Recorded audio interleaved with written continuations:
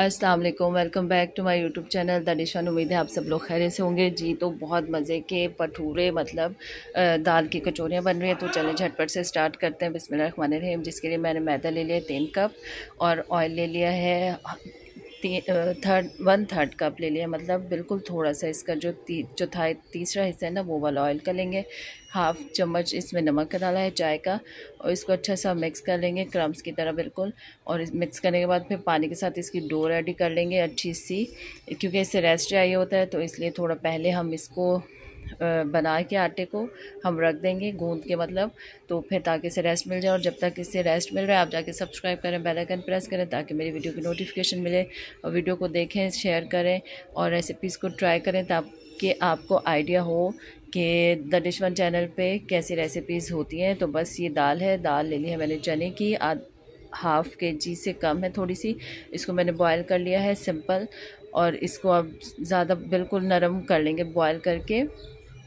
इसमें नमक आधा चाय का चम्मच और मिर्चें 1 चाय का चम्मच पिसी हुई, वो डाल के इसको मिक्स कर लेंगे। इसमें आप मूंग मसूर की दाल भी डाल सकते हैं, ये आपकी मर्ज़ी है। और मुझे चने का फ्लेवर अच्छा लगता है, तो इसलिए हमने चने की दाल ली है। इसको रख देंगे ठंडा होने के लिए। अब ये आलू ले लिए मैंने, बॉयल कर लिए, जल्दी था तो आप चाहे तो इसको बॉयल ना भी करें, ऐसे भी आप बना सकते हैं। तो पानी डालेंगे जितनी आपको ग्रेवी चाहिए, जिसमें ये पक जाए।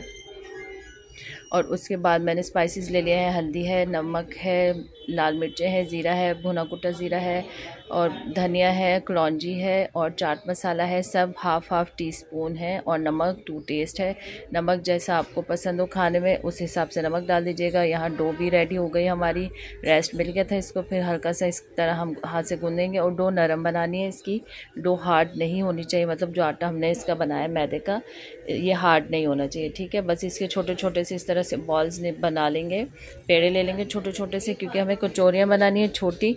तो इस तरह से छोटे पेड़े लेके इसको हम बना के फिर थोड़ा सा रेस्ट दे देंगे, रख देंगे कवर करके ऑयल लगा के। फिर इसको इस तरह से हाथ से ही इसका थोड़ी सी फैला के इसमें फिर दाल की फिलिंग करेंगे। और मूंग मसूर की दाल जो बनाएंगे आप, उसका भी यही प्रोसीजर है, आप इसी प्रोसीजर से वो दाल भी इसमें फिलिंग करके बना सकते हैं, ठीक है। तो ये बस इस तरह से पोटली से बना के फिर इसको प्रेस करेंगे और कचौरी रेडी कर लेंगे। बहुत सिंपल है, बहुत झटपट बनने वाली है, और आपने इस रेसिपी को ट्राई करना है तो ही आपको पता चलेगा कि कचौरियाँ बनाना बहुत आसान है। अब बाहर से आपको खाने की लेने की ज़रूरत नहीं, आप घर में बनाएं झटपट से और इन्जॉय करें। बस ये आलू हो गए हमारे, क्योंकि बॉयल थे, हाफ़ डन हुए थे। थोड़ा सा इसको पकाने के बाद इसमें ऑयल वगैरह कुछ भी नहीं जाएगा, बस इसको मैश कर लिया मैंने। और यहाँ कचौरियाँ रेडी हो रही हैं। फिर आलू का थोड़ा सा पानी ड्राई कर लेंगे ताकि वो एक थिकनेस आ जाए और आलू की जो तरकारी है वो मज़ेदार सी बन जाए हमारे पास, ठीक है। तो ये हमारी कचौरियाँ फ्राई हो रही हैं। इसमें आपको कोई ऐसे परेशान होने की ज़रूरत नहीं, हर कचौरी फूलेगी नहीं, हर कचौरी में हवा नहीं भरेगी। थोड़ी कचौरी ऐसी भी रह सकती हैं कि ना फूलें, तो इसमें टेंशन वाली कोई बात नहीं है। बन तो गई ना आपसे, क्योंकि आप ट्राई करते हैं तो ही चीज़ें आपसे बनती हैं। एक बार ख़राब बनेगी, दूसरी बार अच्छी बन जाएगी, तो ये चीज़ है। तो आपने इसमें परेशान नहीं होना और इसको ट्राई ज़रूर करना है। बस ये आलू की तरकारी रेडी हो गई, देखें इतनी थिकनेस होनी चाहिए हमारे पास, ठीक है। चाहे तो हरा धनिया डालें, चाहे तो नहीं डालें, ये हमारे पास डन हो गई है। आपने इसको ट्राई करना है। फूड कलर इसमें ज़र्दा रंग भी डालिएगा, फूड कलर भी था, इतना जो ऐसे येलो कलर आया ना वो ज़र्दा रंग की वजह से आया, तो वो भी आपने ज़रूर ऐड करना है इसमें।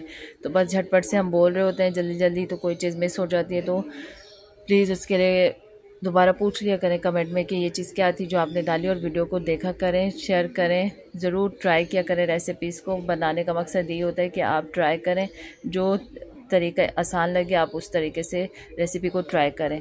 तो बस मिलते हैं नेक्स्ट रेसिपी के साथ। अपना बहुत सारा ख्याल रखिएगा। टेक केयर एंड अल्लाह हाफिज़।